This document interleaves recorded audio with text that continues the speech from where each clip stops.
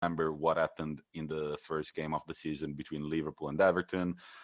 Van Dijk got injured because of a Pickford mad exit from the goal line, but that happened. I think that the Liverpool players have a major chip on their shoulder, a major ship on their shoulder, not really, but a major chip that they want to get rid of with a convincing win at Everton and kind of dedicated to their boy Virgil van Dijk. Well, exactly. And they've both played midweek, right? So Everton played midweek and were beaten by City. Liverpool played midweek but won. So one's had a good midweek, one's had a bad midweek. So maybe their headspace will be slightly off. But yeah, I think this game will be overshadowed by what happened in the previous fixture to Van Dijk. I think there's going to be a lot of bite in this game. And as always, it will be a game definitely worth watching. But moving on from the Merseyside Derby, we have a London derby, Tommy, and it's one of our favourites. It is West Ham. West Ham versus Spurs. Now, this is going to be a good game. This is going to be an interesting game. This is West Ham, as we've talked about, are struggling with an attacking threat, right? With only one striker, they're kind of starting to see the creaks. But with a win, they could go up to fourth.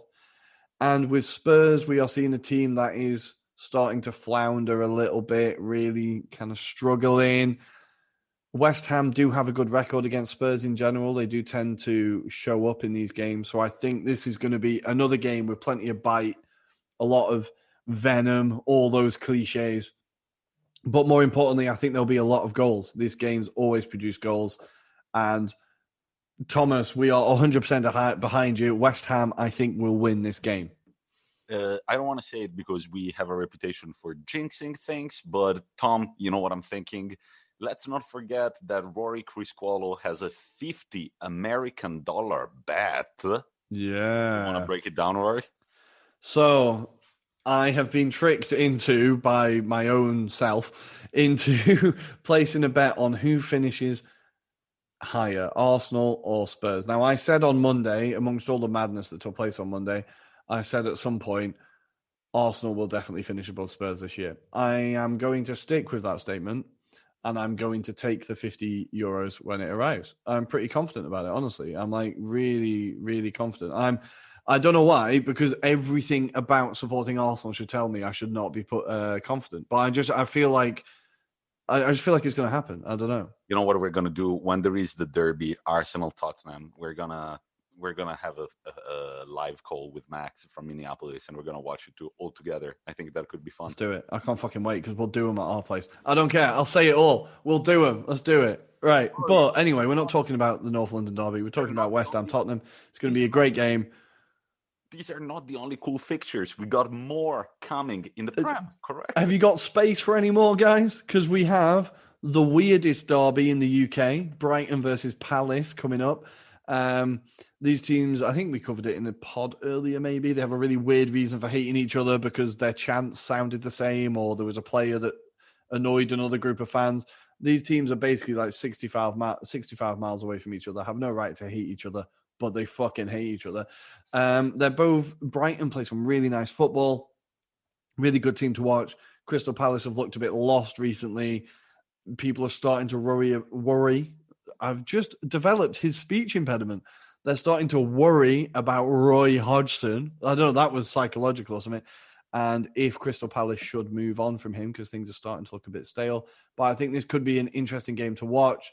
Ebere Eze is always worth watching. Tariq Lamptey. There's lots of promising young players in this game. So if you have some spare time this weekend, check out Brighton Palace. And then finally, we have a Midlands derby in Villa versus Leicester. And we're done. Nice. Also, I recommend following the Instagram page Seagulls Social by Brighton fans. They've got some spicy memes and they are helping me get a better understanding of like the lower teams' rivalries. Like there was a meme the other day about Crystal Palace that I did not get at all, and I had to go look up their history. And then I was like, oh my God, that is quite funny. So yeah. When you have to work for a joke, it's worth it, right? Exactly. And let's break down Serie A, because tomorrow on Friday, actually tonight, because you're listening to the pod on Friday. And if you're not, you're a loser. If you are, you're a winner. So congratulations. Well, what a great line. Tonight we've got Fiorentina Spezia. Have we talked about Spezia enough? Yes, we have. Watch this game because Fiorentina are looking bad and Spezia are looking good. This is my preview of the game. No, but really, this will be an interesting one. And I think that if Spezia manage to win this game, it would be huge. They would have 3 consecutive wins in Serie A against Sassuolo, which we've thoroughly covered, calling them the new Atalanta, against AC Milan, because they won 2-0 against AC Milan. And the third win would come against Inter, so it would be really, really huge. Fiorentina, on the other hand, they have only won 1 in 5. They've lost their last 2 against Inter and Sampdoria, tied to Torino, and I think that they really need a win, but I have seen zero character coming from Florence this year. But Tommy, the big question is, will Dragowski subito on goal this weekend? So, Rory, this is an Italian sentence that Rory knows very well. His Italian might not be perfect, but he knows what Dragowski ha subito un goal means.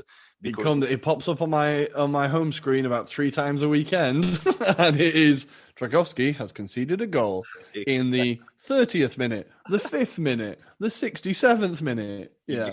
Imagine the 6 notifications when they played Naples at the beginning of the year. That day. Rory's starting goalkeeper in fantasy football is indeed Dragowski. Man, I think he needs to get rid of that embarrassing beard because he used to be a decent goalkeeper. Well, the problem actually there is with Fiorentina's defense more than with him, but that beard is ridiculous. And on the same night, another kind of a dogfight between Cagliari and Torino. Cagliari, we talked about it on Monday. They've invested a lot of money on this squad. They've got Nainggolan, they've got Rugani on loan from Juventus, they've got a very good goalkeeper, Cragno, they've got Joao Pedro, Simeone. They've got a lot of talent, but the team is not working. They are in the drop zone at the moment with 15 points, only 3 wins this season. Torino are 2 points above them. So this is really one of those first games that we see in the second half of the season, which could mean a lot for both teams involved. We move to Saturday when we have Lazio Sampdoria. Interesting game. I recommend you watch it. Genoa Hellas Verona. Will Matteo Destro score yet again? Or will Federico Di Marco? 2 players that we talk about quite often. And then the first derby of the weekend, the Emilia-Romagna Derby, Sassuolo versus Bologna. And on Sunday, we've got 2 big games. One at 3 p.m. and one at 6 p.m. At 3 p.m., the mighty Nerazzurri take on AC Milan. I'm very nervous about this game. This game would mean a lot. I was talking about it with Rory before we started recording. Any outcome will make me so nervous. If we win the game, if Inter Milan win the game, I just don't trust Inter Milan with a big lead. If we draw the game, that would give points to AC Milan, and I don't like it. If we lose the game, AC Milan would still be top of the league. I do think that Inter Milan are getting to this game in better shape. Let's not forget that we've got only 1 competition left, so we played on Sunday, and right now we've got AC Milan, a full week's rest, a full week to prepare the game. AC Milan are playing tonight in Serbia, and I think that we were talking about them as the team that could not be beaten. They've lost 2 in the last 5 games. 1 against the Spezia is definitely not looking pretty. AC Milan, I think they will need a very convincing performance because by this point, Inter Milan, as much as we've had problems this year, we know that we're playing with a 3-5-2. The players know each other very well. They know what they're doing all the time. AC Milan, they have a clear system, but at the same time, they have always, and correct me if I'm wrong, they have always given the feeling of being more passion than anything else.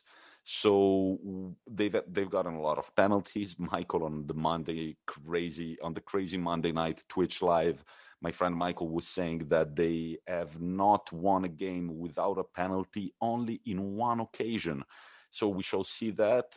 So we shall see what Pioli draws up for this game. It's definitely going to be the big one. But then at 6 p.m., we also have Atalanta-Napoli. Let's not forget that Napoli, after a rocky period of the season, they have defeated Juventus in a crucial game. And Atalanta are currently looking pretty good as well, with 2 consecutive wins. But before that, there was a draw against Torino and a draw against Napoli as well in the Coppa Italia. So both teams, we know what they're capable of, but this is the final show-off, and we'll see. It's also an interesting game if we look at the table, because Atalanta is 6th at 40 points. Napoli is 5th at 40, but with a game in hand. So this year there is a big dogfight for those 4 Champions League spots. Roma is currently retaining the 3rd spot, Juventus the 4th with 1 game in hand, but this game could say a lot about a team that could have a saying in next year's Champions League. And I think that's it, Rory. Exciting weekend ahead, Tommy. But before I let you go for the big interview, which is coming up, you put me on the spot for one of the Arsenal games recently, so I'm going to say, Tommy, prediction for the weekend, Derby, go. Oh my God, I hate to do this. You did it to me, so I'm doing it to you. All right. I'm closing my eyes and I'm picturing AC Milan 1, Inter Milan 4. 4? My God, you've gone big. I've said it. I've gone big. Okay, we'll take it. Listeners, do with that what you will. But now it is time. You should see Tommy's face now. Instant regret written all over his face. I'm like choking myself. But now we have time for another great guest that we've managed to get onto the show. And this guy is an author. He has coached a national team. He has set up leagues in different countries. He is doing charity work for football. He is highlighting big problems within the game. His name is Paul Watson. He wrote the book Up Pompeii, and he's coming up next. Listen to this guy. His life is fascinating. Can I say one last thing? Stankovic's team has just drawn 2-2. Final score. Whoa! There we go.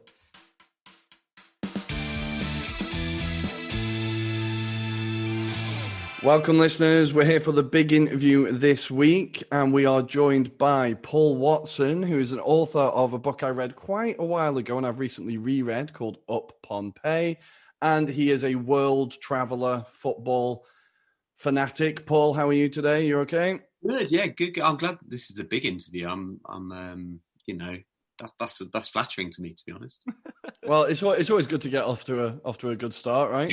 So there we go. I mean, world travel. You've really given me this huge intro. It can only be a disappointment from here. Nice. Okay, well, buckle up, listeners. Let's go.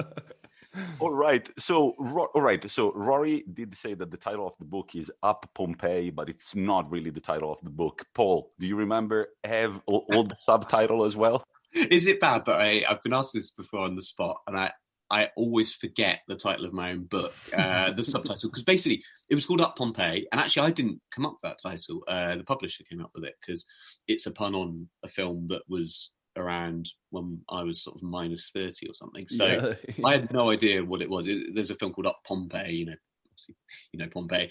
And so they called it Up Pompeii. But then I got to do the subtitle and rambled out this nonsense. A quest to reclaim the soul of football by leading the world's ultimate underdogs to glory.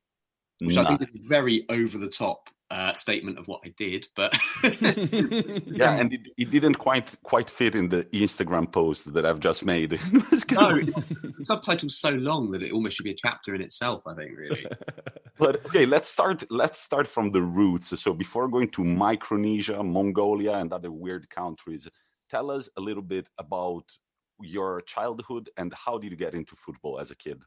So I didn't really have any choice in that I had an older brother who was 4 years older, still is 4 years older, and he basically told me from the age that I could walk, you're a football fan and you support Bristol City. And those two things were just there, and they've never been challenged since. But it just meant sort of growing up, football was just something that was in my blood from the very earliest age, and I guess became probably quite dangerously obsessive through that period of my life that ended up with the trip to Micronesia first of all, and then the trip to Mongolia. Nice. So, Rory, do you want to start with a few questions about the book itself? Yeah, of course. So this idea is such